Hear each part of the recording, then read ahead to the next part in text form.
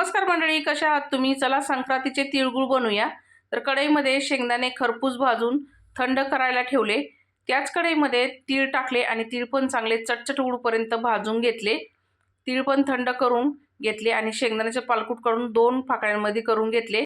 मिक्सरच्या भांड्यामध्ये अर्धे तीळ भरड असे दळून घेतले। कढईमध्ये एक छोटी वाटी पाणी टाकलं, गूळ टाकलं आणि गूळ चांगला मेल्ट करून घेतला। आता याच्यामध्ये 1 चमचा इतकं तूप टाकलं, मिक्स करून घेतलं। आता पाक झाला का नाही बघूया। थंड पाणी घेतलं, त्यामध्ये पाक टाकून गोळी तयार झाली लवचिक अशी। तर पाक तयार आहे, त्यामध्ये पाव चमचा इनो टाकला, मिक्स करून घेतला। पाक चांगला फसफसला की त्याच्यामध्ये लगेच मी वेलची पूड टाकली, मिक्स करून त्यामध्ये तीळ शेंगदाणे टाकून घेतले, मिक्स करून घेतले आणि आता याचे लाडू वळून घ्यायचे आपल्याला। तर मंडळी डिटेलमध्ये व्हिडिओ आपल्या चॅनलवरती अपलोड आहे, नक्की बघा।